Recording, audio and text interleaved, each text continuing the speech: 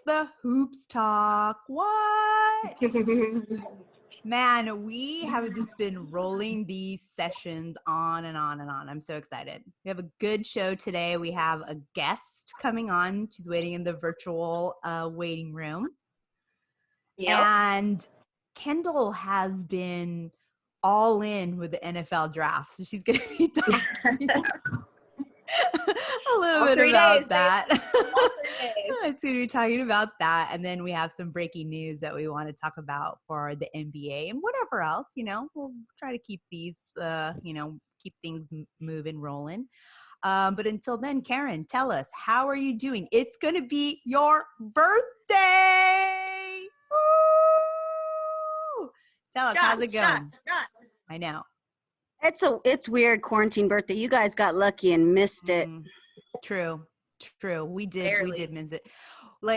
So we're recording early. So today's Saturday for our Wednesday show. So your birthday is officially tomorrow. Mañana. And how old are you going to be? Do tell. 30, great baby. What? Yay! Hey, you're going to be dirty 30. Forever. Do you have anything special planned? Are you going to do anything special? I just want to get lobster rolls. Oh, that's a good goal. Red Lobster again? Me and my seafood, I'm fucking Ariel, baby. You get that endless shrimp from Red Lobster. I forgot. That's right. The Red Lobster. Totally. Yep. I hear that. Well, we're experiencing a heat wave here in Los Angeles, and there's a bunch of assholes out on the beach because we saw the helicopter sky view. So, you know what? For every one of those people spending more time on the beach is more days we're going to have to be indoors. So thanks, guys. Appreciate you. But we're super excited for Karen's birthday. I already put out a little post about it, but if you're hearing this next Wednesday, you late. It's okay though. I'll take belated wishes. Yeah, send wishes. I mean, it's like birthday month, really. So birth month, so it's fine. Yeah. Well, as we're moving along, I'm going to do our house cleaning and updates. Okay. So as always, please subscribe and like and review us on Apple Podcasts and or on Spotify. We're also on Pandora and iHeartRadio and Google Play for the, as Karen always says, SEO, baby. SEO, baby. Make sure you follow us on Twitter and Instagram at The Hoops Talking. And we're also on TikTok with our Hoops Talk intern. He's been crushing it, which is sad. I have, he's not going to be able to do his graduation because he was graduating from junior high to poor guy. School. I know. So we'll see. Maybe he'll do like a TikTok prom or something, with his mom. I'll have to call his momager and see what we could do. She's been holding the camera phone a lot for him. So, so that's at the Hoops Talk podcast. And then we're also have our YouTube channel. So that's the Hoops Talk podcast, I assume. But we're there. We're putting these videos that we're doing on there. It's a whole new world. New channel. Medium, baby. New medium. We're breaking all the rules. Total new world. Karen, updates on the prize pack. No, it's suspended indefinitely due to Corona and will not come back until our Western state governor packs deem it healthy for us to be out and shopping for this prize pack shit. Okay. Oh my God. You're such a dick. You put her on this prize pack spot every episode. I love it though. It's fun. It's fun to come up with something, some excuse. Okay, so because I still want the reviews, people. Like the prize pack is dependent on your reviews. So if you review us on Apple, we're not even asking for like across the channels. We're like literally, I'm just specifying Apple. Just Apple Podcasts because it really helps us with being on search and just in general, if you pop off a review, fucking 3 stars. Anything less than 3, we don't want. So 3 or more. 5 stars is really what you should be doing. But you do that, you write a little tiny note, One sentence. copy someone else's review. Or just a word like good. Yeah. And just do the thumbs up emoji. We're so super, we're trying to keep it, we're low maintenance here. Low maintenance. We will write it for you. Like if you just want to be like, hey, tell me what to write, we'll write it for you. You know, we will, trust me, we'll do it. We just want you to get the reviews. That's it. That's why I think if we talk about the prize pack, maybe someday. The longer it takes, the better it gets. Yeah. Fine wine. Fine wine. Well, with that, that's all we have for, unless you all have any updates that you want to say. I just want to say I'm rocking Jordan's North Carolina jersey right now. What? Please stand for the camera. Woo! Yeah. I mean, if you go to our YouTube channel, you can see this fashionista here. I love it. Where did you get that from? I stole it from my boyfriend. I was like, oh, you don't wait for, he started wearing it yesterday. I go, excuse me, why was this not disclosed early on that you had this? And second, I'm wearing it. Smart move. And you also have Jordan in your background. Yes. I mean, we're going to cover Last Dance a little, maybe with even Jordan herself, because fun. Yeah. I know. I'm actually looking forward to Rodman. I love Dennis Rodman. I love him. I love him so much. I love Dennis the Menace. He, to me, encapsulates everything that basketball should be. Because I love him. His You're going to be mad. Play, his fashion, everything. What? I heard someone try to compare Draymond to him. I said, there's no one like Rodman. Period. Oh, stop. That needs to be shut down. Shut it down.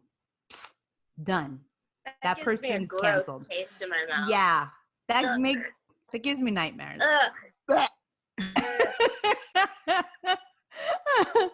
Well, with that, I think we're ready to move on and bring on our guests. So we'll be right. Jordan, how's it going? How y'all doing? Good. Thank you so much for joining us during our Women Crush Wednesday segment.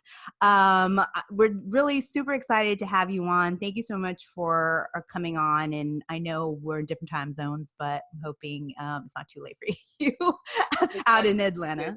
Yeah, thank you for having me. Oh, for sure. So you just ended your as a Mississippi State guard. Mm-hmm. Your final season was this past season. Is that correct? Yes. Okay. And so you guys, I mean, I saw the season for you. You guys were 27-6 on the season. You're also projected to be a number 3 seed in the NCAA tournament, which is fucking awesome. You were also ranked number 3 in ESPN's Way Too Early Top 25 for 2020-21. Mm-hmm. And I thought this was really interesting that there was only returning all but 1 starter and nation's top freshman this season. So you were pretty much the leader of this team. I was the only one. How did it feel to have that role to kind of, be the lead and really help to get this young team into a spot like it was this past season? It was very different. The roles, the players. I never been with a group of girls that are that much difference in age. Mm-hmm. As far as collectively playing together. I think we only had maybe 4 upperclassmen. Wow. And they were really some of them were redshirt sophomores. So yeah, we had a lot of freshmen, a lot of sophomores and redshirt sophomores. So it was a challenge, but it was fun. It was fun. What was some of would you say the more critical habits or the critical teachings that you gave to them that you were right away, you're like, okay, you need to do this or you're going to need to do that? Were there any in particular?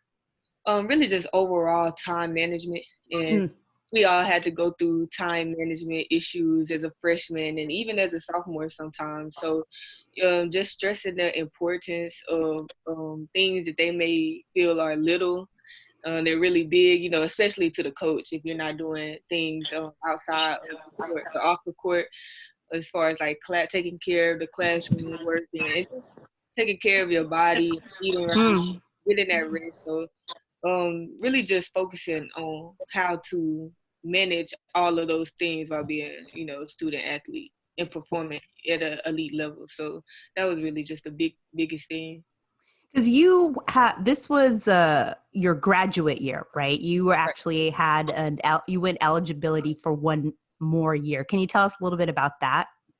Yeah, so I seen I don't really exactly remember like what was the idea that came to mind, but it was kind of we were in the process of it during my first senior year, I guess. We were talking about it, and we said, well, we're going to, you know, try to get that waiver to play again, because my sophomore year is when I transferred. I transferred in the middle of the season. Okay. And, from the University of Arkansas. And I only played in, I believe it was 6 games before I had made that decision to transfer. So just trying to get a waiver with the NCAA to get that year back, since I really didn't play that many years. So, and it was successful, and I was excited, you know. Kept it kind of quiet because I didn't want to get anybody hopes up, even my own, as far as playing again. So when it just came out, it was, I don't know, it was a shock to everyone. So even me, because I don't know what I was expecting. That's awesome. So you actually got to play with Vic Schaefer. Yes, I did. So he was your coach. Okay, so we know that he just moved to Texas. So he's going to be, which I think shocked a lot of people, because from what we understand, he was definitely a Bulldog for life. They were thinking he might even retire as a Bulldog, but he had roots in Texas. I believe he's from there. So the opportunity came. How was it working? How was it having him as a coach? And how do you think his coaching style is going to work in Texas? I think it's gonna shock him a little bit, just how demanding he is as a coach. And I mean, that's what makes him a great coach. You know, he's been like Naismith Coach of the Year, SEC Coach of the Year twice. So he's a real demanding coach, and that challenges a player, and it pushes you out to the comfort zone, which is very well needed for growing, especially, you know, with basketball and just anything in life. So he's demanding off the court and on the court. And I think that's what's unique about him, because he never stops coaching. Even if we're up 30, he's coaching to the last second. So that's something that I really appreciated about him. And it was challenging my first year. My first year, it was really challenging. I kind of got the hang of it. So. Wow. What was like, just, I mean, can you think of like a moment where you were like, this is going to be hard? Well, yes, practice. Oh, really? Your first practice? Wow. Yes, because I transferred in that mid-season. So when I came and started practicing, everybody else was in shape. So the momentum was at a high level. It was the beginning of SEC conference play. So the momentum was up there, and everybody was just running up and down, drill to drill to drill. And I was just like, wait, slow down. But, yeah, that day I was like, oh yeah, I had to pick it up. I have to pick it up. But after that first day, after that first shock, you know, you get used to it. And how was he somebody who, because I know you mentioned time management was something you led this, you know, younger team on. Is that something that you also learned from him? Because I know, I mean, we've heard a lot about men's journeys through NCAA play, and how you basically sleep and play and maybe eat and try to crack a book. I'm assuming it's the same way. And did the coach help you kind of learn some of those skills as well?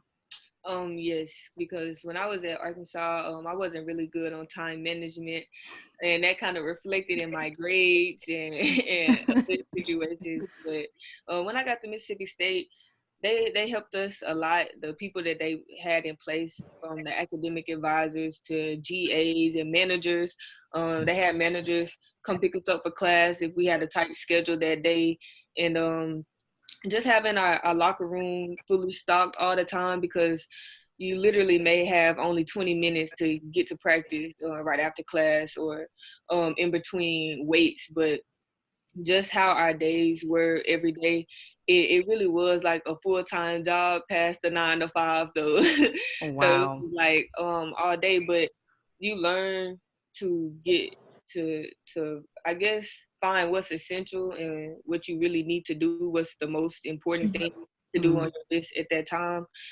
And just going through that, it's easy for me to pinpoint what I need to do first and what's most important at that time. Right.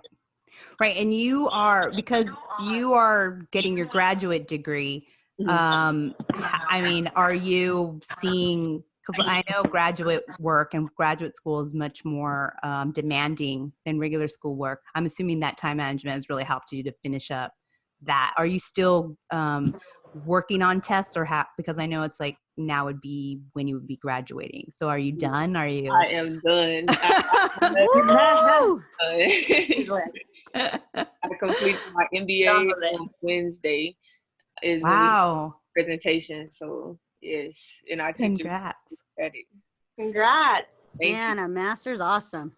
That's huge. Congratulations. Congratulations. That is so huge. That just, I can just imagine how much more doors that's going to open for you too. Do you. you think you would want to stay with like the NBA or the WNBA or NBL or an organization that is still associated with basketball? I really haven't thought about that, but that's interesting. Because I can't get away from sports. Like in my life, so It's hard. I'm not sure. I could see myself doing something in the business world involving around sports, definitely. Like maybe even be a coach. See, the coach part, I don't know. The coaching aspect of it. Well, how I was as a player, so that's fair. Actually, that's really perceptive. And speaking of coaches, I know that Nikki McCray-Penson just was announced earlier this month as the new coach for Mississippi State. She's originally a Tennessee Lady Bowl under Pat Summitt, so you got some fantastic pedigree in what, where she came up from. Her best friend is Dawn Staley, so yeah.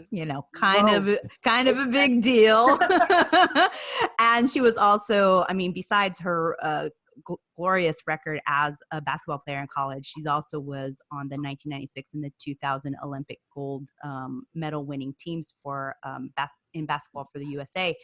How have you known her style, or kind of like how her background is from Lady Bowls? Like, do you know how that could potentially shape Mississippi's program? I don't know too much about her style as far as like her coaching at Old Dominion. I do know she was assistant with Dawn Staley. But I know, like, just from her background, just from her accolades and who she played under, you could tell that she was a tough player. So, she's going to be a tough coach. Yeah. And I think that's just going to, further strengthen the program at Mississippi State. Yeah, because, I mean, I would assume the way the program is now, it's definitely very it's a place where someone would want to go. I mean, Vic was no slouch. He created a really good organization that anyone would be excited to take over. So I'm looking forward to that. Plus the implications that she is a woman and she's a woman of color is also, great to see that being supported and elevated in with such a great team, an organization that you were part of. So that could be hopefully a pattern that we start seeing a little bit more. Let's see, what else did so the WNBA draft just happened. Mhm. It was the first time it was virtual draft. How are you feeling about, the virtual draft? How are you feeling about who got picked in the draft? And how did, how is the stay at home and the whole coronavirus affecting you now? And even when you couldn't finish the NCAA season. You guys are going to be like in the Final Four. I mean, how's that? I know it's a lot I just threw at you, but they're all kind of interconnected. So I'm wondering if you could talk to us a little bit about that. Okay, well, so I'm gonna start with when I first initially heard about, the season ending. It was kind of a shock. Coach Schaefer called me and was just like, well, yeah, he's been in meetings all day and we're gonna meet with the team the next day. So just after talking with him, it kind of hit me more that it's really the season is really over. We played our last game, we had our last practice, and like we wasn't prepared for it. But I am still grateful because I wasn't supposed to get this year back regardless. So not as sad as I would have been if this was my first senior year. So I'm just grateful to have went through that, but kind of sad to see the season ending like it did, and especially just the NCAA tournament itself on the women's side was going to be exciting to watch this year. Yeah. Yeah, so many teams in the top 5 and dropping out the top 5 and the top 10. It was just a crazy year, and I was just excited just to see that happen as a basketball fan. The draft, I'm happy for all the people that got drafted. I feel like it could have been longer because it really it's not much going on. Yep. In the world right now, and we're all just at home. So I feel like the second round, and I don't know, it could have been longer, could have been a little bit better, but they did what they could given what was given. So but I didn't get drafted Friday, and I wasn't really too much sad about it. Sad about the not having the opportunity, to have a training camp contract because we don't know like what's gonna happen or what's going on. But it just gives me time to continue to work on my craft and still sign with an agent to play overseas. So oh wow! Ooh. Oh really? Congratulations! Yeah, congratulations. Where are you going to be playing? Do you know yet? I don't know yet. Okay. No, they're still working on contracts and trying to figure out what's going to happen these next couple of months and over the summer. Do you know anybody who? Because I know you played with Chloe Bibby. Yes. And she's from Australia. Mm-hmm. So I'm assuming, did she play overseas before she joined Mississippi State? It wasn't like she played for her country. I still don't know exactly. I've asked her like multiple times, and I don't understand the situation that it was. But I don't know if it was like a prep school that she was playing for, or if she was just playing for her country. But she came over after high school though, so I don't think she played professionally like that. Okay. Oh, well, that's going to be great for you. Congratulations. I mean, we hear so many great stuff about people or players that do have that overseas experience. So, I mean, we wish you all the luck in that because I think it's going to be so exciting for you. Thank you. When are you going to know more or less when that might happen? I guess just as the weeks come as far as negotiating contracts and coaches overseas. Got it. Probably just in like the next month or so. Oh, okay. Okay. I don't really know. Oh, wow. Process. Yeah, really soon. And so I know, had you, only because the Oregon Ducks have been the most hyped team this season with, reasons that we all know why. When you matched up with them, did you get a sense that there was something extra going on with that team in particular? With Oregon? Yeah. Yeah, I knew that they'd be a great team. Especially they have a team full of seniors. You know, they have good leadership over there. So I knew last year that this year they would be the team to be. You know, that people would like to be, and they would be watched by everyone. And especially with their leader Sabrina, she's a phenomenal player. So yeah, I was excited. I was excited to watch them. That's so cool. Yeah. We all knew Sabrina is like one of those different beasts that is just one in a lifetime. One in a lifetime. Gardner. I love it. You're right. Oh, wow. Awesome. Yeah, that's pretty awesome. I love it. I love it. So we are going to do, we want to get to know you a little bit more. So we're going to play a little game of true or false. Okay.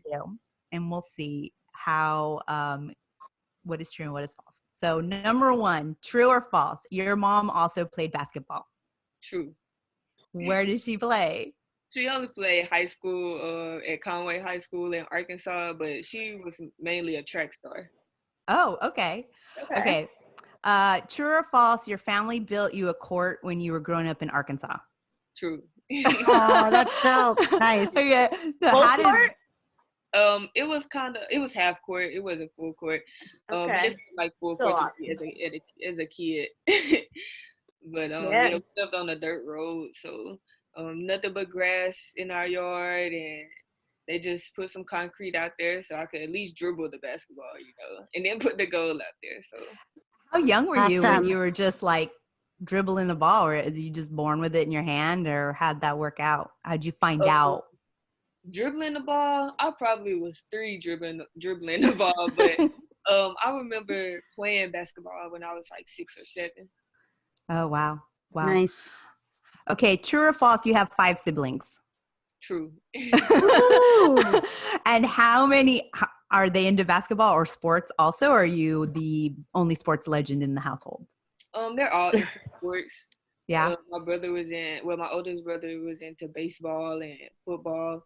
Not my youngest sister, but one of my sisters, she actually just won a state championship in wrestling. Ooh. Wow. Right. And my little brother and sister, they're into basketball. Very cool. Very cool. Okay.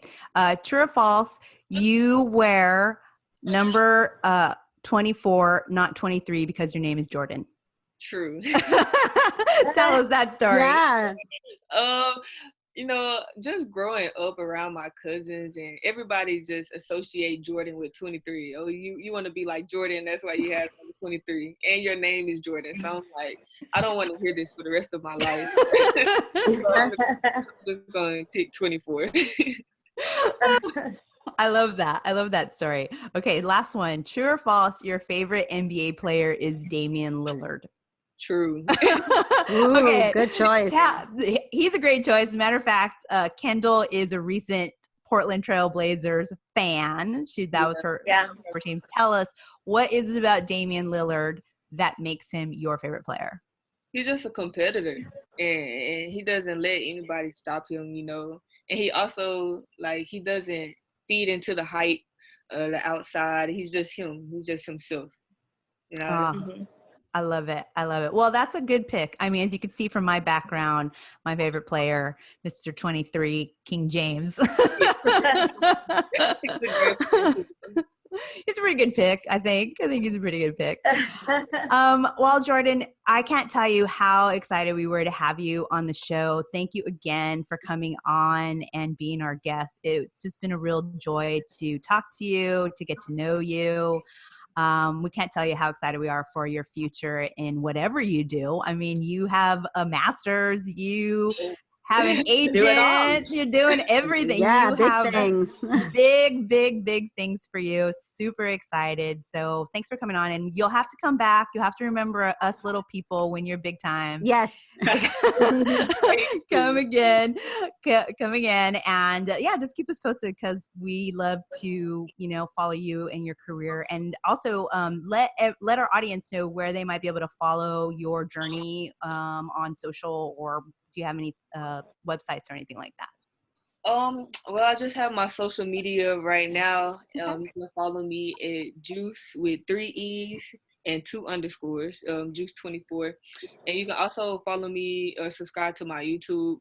I don't have any good content besides basketball. I don't have any funny content right now, but I'll have some stuff coming. So my YouTube is just my name, Jordan Danberry. Perfect. Awesome. Well, that's the best content. Awesome. You playing basketball, in my opinion, is the best content. So Yeah. we look forward to seeing that. Thank you so much for being on the show. And yeah, just keep us posted. Stay in touch. All right. Awesome. Thank Yes, you. thank Bye, you. Jordan. Bye, Jordan. Awesome. And Cool. we will be back.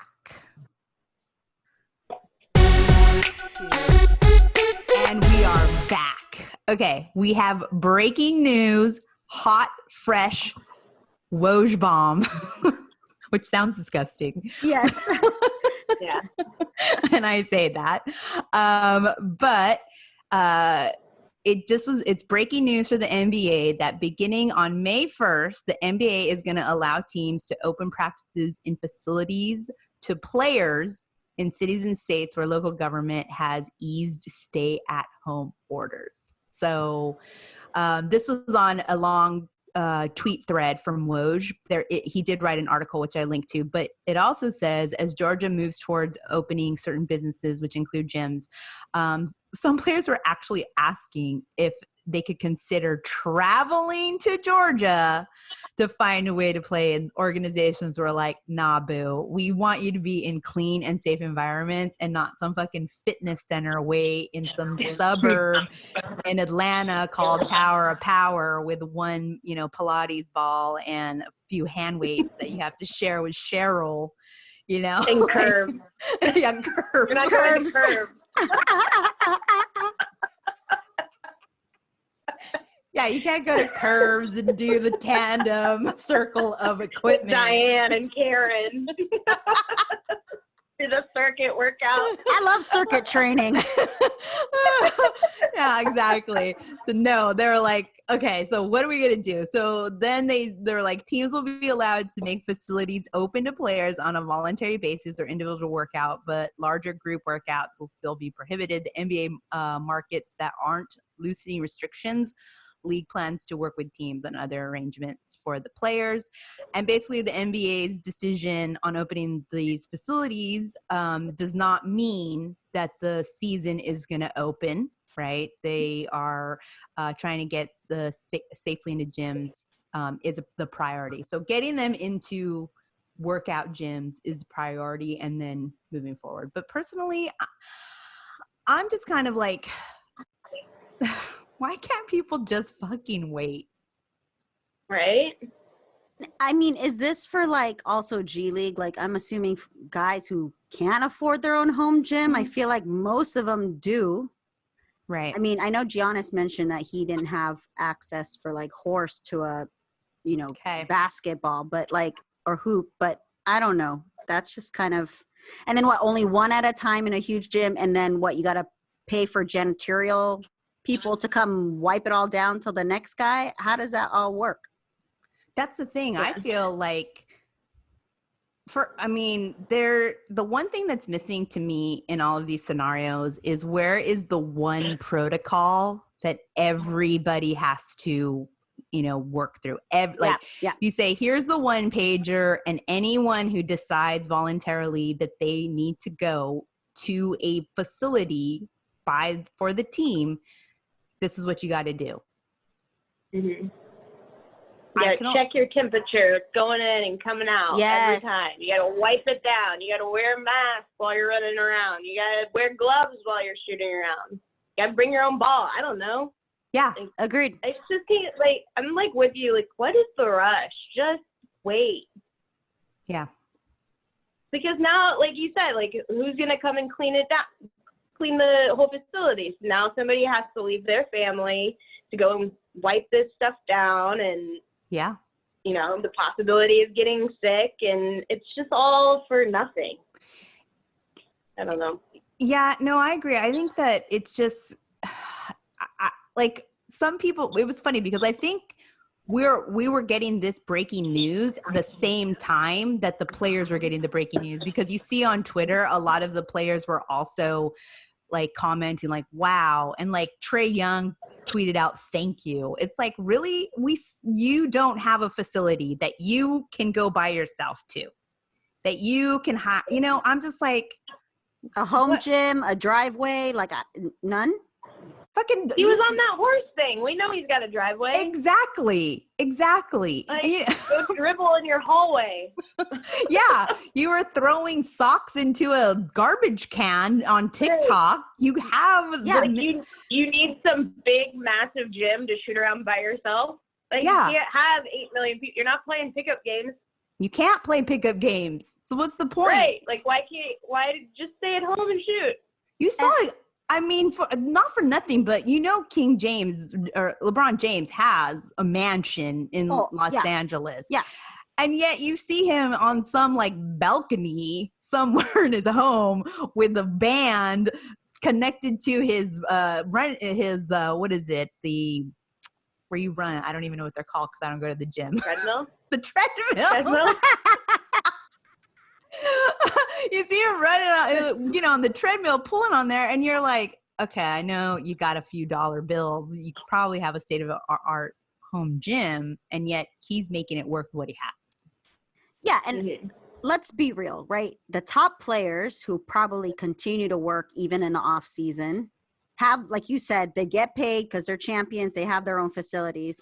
How many of these like lower level motherfuckers are actually working out on the off season? They're on their fucking yachts, their boats, they're doing their thing. So what's like Kendall said, what's the fucking rush? Because they're probably not preparing for the season until much closer. And also, we don't even know when that season's going to start. Yeah. No, I totally agree. There's been a ton of guys who are like, I haven't touched a ball since the last game we played. Yeah. I've just been hanging with family and playing video games. I'm like, that's your fucking fault. You could dribble in your house, go out in the fucking front yard. It doesn't matter. Like, yeah, you haven't touched a ball the entire time and you're a professional basketball player. That's insane. Yeah, that's like one of us not logging into fucking Instagram for one day. For a day. Yeah. Are you an kidding hour. Me? Yeah. Right. It's like, what? We have every social app on our phones. If we didn't, well, there's some problems there because that's our job. I'm a financial manager and I haven't looked at the stocks in weeks. What? Sorry about your money, Tim.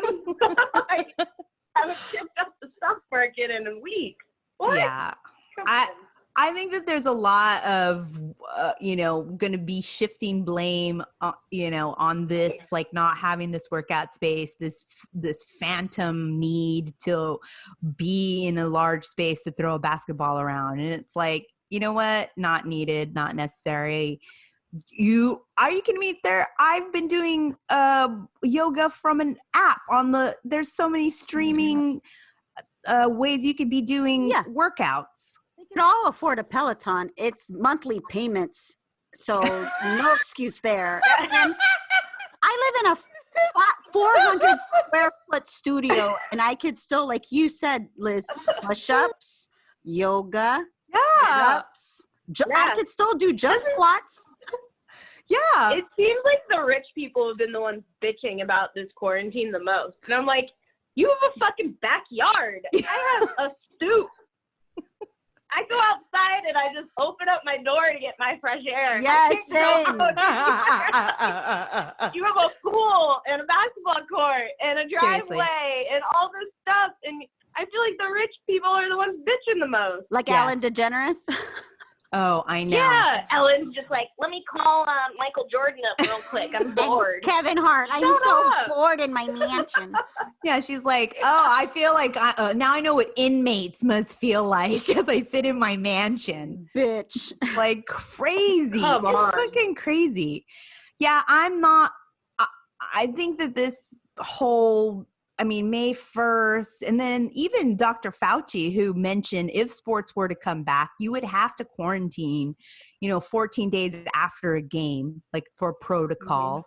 And to your point, you guys have said this in the past, the people that are getting paid hourly, $11 an hour, to go and have to clean all the facilities, that have to prepare it, the equipment. I mean, it's not a thought through process. It's not very thoughtful either. Yep. And I mean, come on, too. All that sweat, heavy breathing, spit coming out your mouth, working out and then someone's gonna have to clean that up. That's nasty. No. Yeah, I don't even. I mean, like I said, I wore a mask to go and throw out the trash. I thought I was gonna have a heart attack. It's not easy. You get sweaty, and can you imagine being full court basketball with that? I don't know. You know, it's just priorities in the country we live in are really fucked up. So weird. It's money over people, health, and you've got idiots out there protesting, and now you've got like CEOs and restaurants who are like, well, we're going to open up no matter what. And it's just really sad. Yeah. And they're definitely not thinking about the healthcare workers that are trying to save people's lives and are having to deal with the fact that people need a fucking haircut or a tattoo. I didn't realize that getting a tattoo was an essential business. I mean, I get it. I have plenty of tattoos. I get it, but I'm okay if I never got one until we got a vaccine. I'm 100% okay. Why would you want to stick any fucking needle and have blood come out during this what? And have the person mouth breathing over your open tattoo. Yeah. Art, sweating and So that was breaking news. There's more about this on a piece that Woj wrote. I put the link. We'll put the link up, but I don't know, guys, if you're listening to this and you have some thoughts on it, send us an email at info@thehoopstalk.com or DM us, because we're happy. This is what we feel. I mean, we have not gone into the studio since we've had the Safe at Home initiative, and we would like to go back into the studio, but we're making do with what we have to. Granted, we're not athletes and we're not breathing on each other, but that's something that we're trying to do, not just because for ourselves, but for the people that are sacrificing their lives to go and save lives. And it's the least that we can do, then we do it. We have, trying to make this work. So these are our beliefs. We're all aligned on this. If you have something different, let us know. Maybe you can change your mind. Doubt it, but go for it. Try it. I see us at that table with the sign. It's change our mind. Doubtful. Doubtful, but we like the dialogue. Doubt it, but hit us up. Yeah. Very doubtful, but sure. Why not? Okay, I think we're going to shift gears because I think this is super important, because the NFL virtual draft happened. It was 1,000 years long. Fuck. It was on the ESPN main channel, seriously, for the past 4 days. I know it took over Kendall's life as our resident, big time NFL fan, as the biggest Raiders fan I know. I texted you earlier today and I said I didn't get past Joe Burrows. Yeah. The very first pick. Well, that took an hour, right? So you were like, wait, there's more? I couldn't. I put on the TV today and it said pick 175 to 400 or something. I'm like, what is going on in this world? So I'm like, no. There's 250 something picks total. God damn. Wow. No. So I thought it would be interesting, Kendall, to get your take on the NFL virtual draft and for us to compare some of the differences in the NFL draft and the WNBA draft, which was literally the first virtual draft. So it was the Kickstarter of what it was to follow. And then maybe we talk about some do's and don'ts for the NBA draft, which is happening in June. So Kendall, what are your thoughts on this NFL draft? I actually liked it because I thought it was kind of back to the old school way that they used to do drafts. The draft has gotten really just a giant spectacle, and they're selling rights to everybody that wants to pay for them. So it was kind of nice just to like, you just saw like all the GMs, the coaches, everybody was at home. They had their kids, they had their dogs, Nice. you know, their wives, everybody. So you got to see like where they lived. Cliff Kingsbury lives in the most GQ house in Arizona I've ever seen in my life. It was like, he had like a fire pit going. It was Wow. wild. It was wild. Yeah, it was like super Scarface. Oh my God. Maybe they should start. Maybe they should add Cribs NFL virtual draft. NFL moving Cribs. forward. Yeah. It was definitely, I mean, it's a 3-day process. So the first day they do the first round, which is 32 picks, I believe, 32 picks. And then the next day they'll do second and third round. And then the final day they do 4th through 7. And it starts to pick up towards the end just because you don't know who those guys are. Right. But I mean, compared to the Wnba draft, they definitely were more prepared when it came to highlight packages and having people on documentaries. Yeah, well, yeah, that was the one thing that they needed to tone it down on was the like tragedy porn that they had for every single guy. Like some of the stuff was absolutely ridiculous. I can't remember who it was, but on his screen it had like 5 facts about him, and one of them was like his mom battled drug addiction for 16 years. God damn it, that's a lot of personal why do we info. need to know that? Yeah, Like why do we need to know that? that could be embarrassing for people. That's like a bit much. It's like plays the harmonica, really good at pool. His mom had a drug addiction for 16 years. He stubbed his toe on his bedpost yesterday. Yeah. What are you? What? Why do we need to know that? Wow. That's definitely the one thing they needed to tone it down on the sob stories, and the internet was like all on board and giving him shit about that. But I thought I was watching The Blind Side over and over again. What is this? Yeah. Well, I mean, I was saying like they even made Joe Burrow sound like a sad sack. They're like, he was from Louisiana and like, go from there. Everything had some kind of tragedy attached to it. Like it was, and some of it was like a super stretch to make it sound sad. It was weird.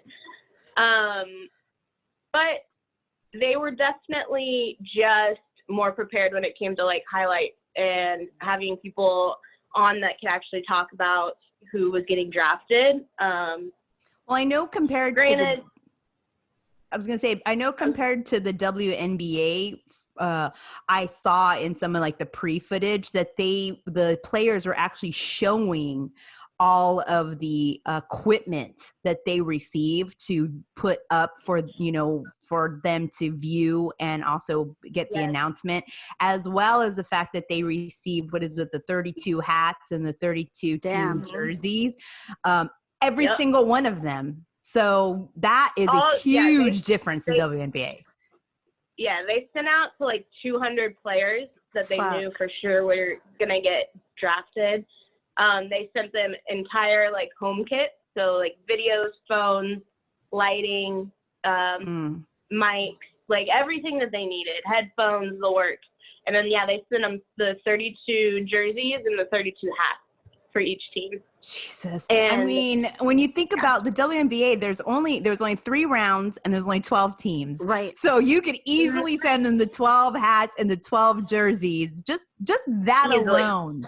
Just that alone. If you don't want to send them the fucking equipment because you don't want to spend the money or the time or get the cable guy out there, that's one thing. But like at least the jersey and the hats. They could have done partnerships with like clothing, makeup, telecom, compute, any kind of technology, Beats, headphones. Like I just don't get why. That was the laziness.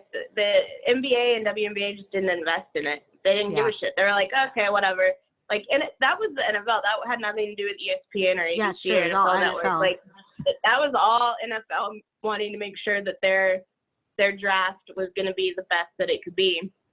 Right. And, I mean, obviously their setups worked. They had cameras everywhere, and I don't think there was really any technical issues throughout the entire just a regular delay, right? Where meeting. they'll announce it and just kind of wait for them to like react. your typical your typical delay, but like it wasn't nobody like went out mid interview or anything like that. But yeah, but other than that, like as far as the ESPN part of it, I know that the draft is such a big thing, and they know exactly what it is every year. And you have all of these media people and experts that have been going over highlights and all that for months and months and months, right? So I get like they were prepared in that aspect, but that doesn't mean that you can't do the same thing for the WNBA. Yeah. I think that it was especially like you said, there's only 12 teams and there's 3 rounds. Like that's not a hard thing to put some highlight packages together that don't involve the girl shooting an air ball or a picture of them when they were 5. Yeah, seriously. Yeah, like you have the time to put some stuff together because you did it for literally 250 guys. Right? It definitely. I mean, I just think it was a huge, again, you guys heard me say this before, leaving money on the table to me is crazy. When you have an organization that leaves money on the table, there were so many ways that the WNBA could have reeled in. You know, you're on the main channel on the ESPN, so you're on one of the biggest stage, or maybe the biggest stage of American sports is ESPN. Okay, you have that, you're on there, you finally made it to the main, to the bigs. And, you know, I understand if they're like, we're only going to give you 2 hours. Okay, that's like, we can't do more than 2 hours because we have to play an MLB classic from 1972. I get it. They have programming that needs to be on there over the WNBA draft, whatever. So if you have that 2 hours, like really like do more of that insight. Like I would have, people are thirsting for Sabrina. People are thirsting to learn, you know, I'm sure there's someone, you know, has a family member that was on drugs that overcame something, right. You know, so someone whose family member is maybe a healthcare worker that they could highlight. I mean, if you really want to go with that, you know, downtrodden, blindsided scenario that the NFL tragic porn, as you put it, Kendall, loves to highlight, I'm sure you could find a lot of those. I mean, we knew about a WNBA player that was pregnant during a whole season and didn't tell anyone. Nothing. So you know, there is so much story, the narratives that you could have in this time. So I don't see why some of those couldn't be brought out more in the WNBA to enrich what we were seeing. And then, go the full 3 rounds, because I think they ended it after like the first round. They didn't go through at least the last 2 rounds. Barely. I think they did 2 rounds. I think they did 2 rounds and they didn't do the third. And then and also you have, like, you know, we just talked to Jordan Danberry, who went undrafted, and she's going to have to go overseas. And that's because there's not enough fucking teams. Yeah. I would assume if you have a draft like the NFL, there's no, who goes undrafted? Sounds like if you were on the fucking field during one of the games, you had the potential of being drafted for the NFL at this point. There's a lot of people that end up signing afterwards. Like, as soon as that last pick comes in, it's like Twitter is just a tweet storm of so-and-so just signed as an undrafted, so-and-so. And it's just like flying out of, like, their fingers have got to be like so sore. But no, I think what it shows is that the NBA doesn't invest in the WNBA. Like, you're in a quarantine. There's no sports on. You're going to be the only sport on that entire week. Yeah. Right? Month, really. And you can't even take the time to invest and get cameras or jerseys sent to the people in probably like the most well-known basketball players, you know, the WNBA draft has had in a very long time. Like, you can't just get them jerseys and hats and that. Like, it just goes to show, like, the NBA doesn't invest in their own women's program. Right. I mean, Liz has talked about, like, when we were trying to get like our matching WNBA sweaters and the site wasn't working. And when Liz goes to the store for the Sparks, there's barely any merch. I bet they just didn't even have enough jerseys printed to give out to the draft picks. Yeah. They might not have. Yeah, you're right. And then it just goes to show, like, okay, ESPN has been preparing for this draft, the NFL draft, for however long, and the WNBA was just like a afterthought. Yeah. Like, they didn't care. They're like, oh, we got 2 hours. We'll just half-ass it. Yeah. And we'll fly through that second half as fast as we possibly can. Yeah. And what makes me mad more is that some of these GMs and head coaches couldn't even clean up their fucking office to look a little more professional. I was like, why is that cluttered? Why is it, you guys have this full show and then your fucking setup looks like shit? Like, wow. And, did you even take a shower, bro? Like, I don't know. That makes me mad. They get all of this and they still can, like, sit back and not do shit. Some of those, I saw like some of the backgrounds. I think some of that is endearing to me because it just shows like these fools have like really bad, furniture that you would see at oh my God. Like at a small tomatoes restaurant, one of those like buffet places or something. It's like, that cafe furniture that you always see that's always too big for someone's house. Like, or they have like 8 deer heads on their wall. Oh yes, which coat was that? PETA's coming after your ass. Huge. I was like, that draft thing, PETA's on the phone. Right? Oh my God, so true. Well, I would say because NBA will be the next draft. Most likely, it's going to be virtual. I don't foresee it being in real time. And even if it is, I think when we talked to Kristen Peak last episode, she's like, there's not going to be any family or fans that are going to be there. If they do it live, it's probably just going to be, the player and maybe their agent or their mom or something. Adam Silver is not going to be shaking anyone's hand. It's going to be very low key. But as far as like do's and don'ts, I personally, from just what I saw, which was the opening and Joe Burrows, I would say don't have a cheesy opening anthem with Harry Connick Jr. That to me, I was like thrown off immediately. That is some old man shit. That was weird. I was like, really? They had some weird musical guests all weekend. It's like straight up dad gene shit. I don't understand. And like, the NFL players are some of the coolest urban, like I don't know. I'm just saying like really choices. Definitely try not to. And then I also think they should have Tony Fauci speak at the NBA draft. Might be interesting. So that he could talk about like, hey, some of the protocols and why this is important. And, I don't know. I think we still have to put these events in the perspective of the time that we're living in and not try to divorce it so much into this like God bless America, look at us, we're making it through, we're going to be able to play NFL, we're charging through. And you're like, you know what, there's people dying, there's people that died, there's people that are dying, and there's healthcare workers that are taking care of those people.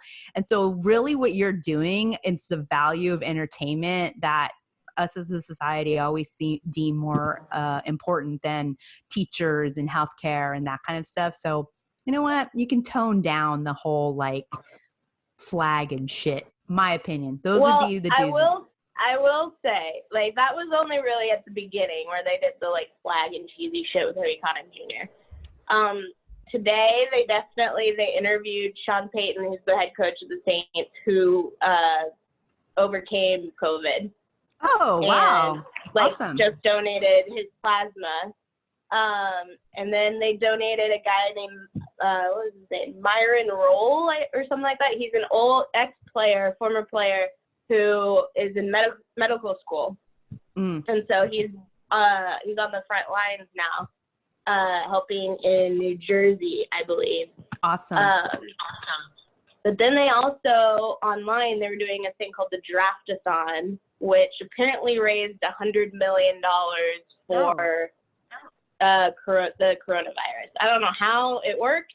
It was like literally people on Zoom. It was like a Zoom thing like this with like Tom Brady and Kevin Hart, like random ass people. So I don't know how that worked, but it somehow raised money for that's great. Whatever. But yeah, But it definitely does help. Like, if the NBA, which obviously the NBA is going to invest a shit ton more money in the men's draft than they are the WNBA. But sure. if they could have, you know, Rudy Gobert or Donovan Mitchell or yes, whoever else had it, I can't even remember who else in the NBA got it, but like have those guys come on and talk about their experiences and James how Dolan. this isn't something you should take light. I would actually love to see James Dolan go on. His ass would be so drunk. They start off with his band, and then he talks about his battle with COVID. He's the musical performance. He does the national anthem. I think that would be a big W for New York.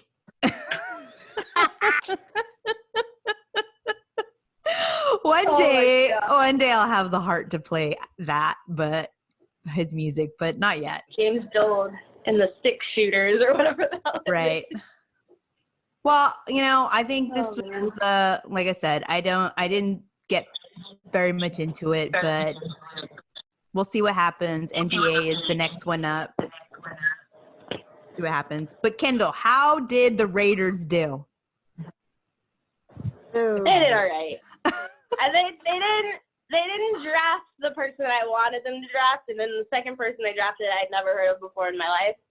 And that's when I went into a giant let's take tequila shot. And I got a little bit intoxicated because I was like, I guess we're just saying fuck it tonight. So Season. I mean, Corona might say fuck it for you guys, but they decided to fuck it themselves. Yeah. Oh, we have 2 picks in the first round. Let's use the second one on some guy that nobody's ever heard of. Good call, guys. Wow, they have like a New York Knicks mentality going on with their picks. I hope I'm wrong. I hope that I'm wrong. And I'm sure the first guy, Henry Ruggs, is going to be fine, but he's just not the guy that I wanted. So, whatever. Well, they're still doing some trades and stuff, so you don't know. We'll see. Never know. I'm rooting for your Raiders. As you guys know, my family are Niners fans, and apparently they did pretty well, so they're all stoked. They had some good picks. Yep. So we'll see what happens, but so now we know. So NBA, it's all on you now, baby. Take notes. Take notes. Yeah. We'll send this over to you guys. Adam Silver, I'll link you to the YouTube link. You know what? No, I hope it's as shitty as the WNBA one was. Seriously. Then we'll feel better. They don't deserve to have better. And you know what? They did. And I hope that they have female athletes sending congratulations Yes. videos. Okay. Yes. Yes. Got so excited there. Yes. Yeah, so excited. Yes. Yeah. So I hope Sabrina sends whoever the first draft pick. Yes. Oh, let's see you on the court, bro. Yeah. Yeah. For exactly. sure. Oh, I so agree with you. That's what should happen. It should be all like WNBA players saying, "Great job, guy. You can do it. Woo!" Yep. And you know, that's another thing too. If you think about it, they have a one-in-a-lifetime player in Sabrina, and they couldn't even make that draft. She had like 5 minutes. That's it. She had no, and she couldn't finish her championship run in the NCAA because of the pandemic. She wasn't able to be in a regular draft with going to the stage and doing the whole New York thing. She wasn't able to do that. So what do? You give her like fucking 5 minutes on a shitty draft for the WNBA with the one-in-a-lifetime player. Okay. Yep. Then honestly, I don't know what the WNBA can do at this point. If that's what they can do with the greatness. They literally have the greatest player probably in all the sports league this season. Right. In their league. But cool. Yep. Going number 1. And they couldn't do anything with it. It's a mystery. It's a mystery. Well, that's all I had. That's all I got. In this episode. You got anything else, Karen? Need to No, unload, unpack, undo? I'm just really pissed about the whole Scottie Pippen thing. I did not realize how underpaid that Oh fool my was. God. We're switching gears. We're switching gears. We want to recap Last Dance really quick. Yes. Last Dance. Okay. I have newfound respect for Scottie Pippen. Big time. And I 1000% love that he's all, I don't want to fuck up my summer. Yep. I agree with him. That is my mantra moving forward in this pandemic is I don't want to fuck up my summer. You're so right, Karen. You're so right. I mean, his like, you know, we talk about tragedy stories, but that's, I mean, Arkansas, he didn't even make the team at first. He was an equipment manager. He moved his ass up and into the draft. He had 12 siblings, dad and one of his brothers in a wheelchair. And it's sad that they took advantage of him, knowing his roots, knowing that he wanted to sign a long contract so he can guarantee income and care for his family.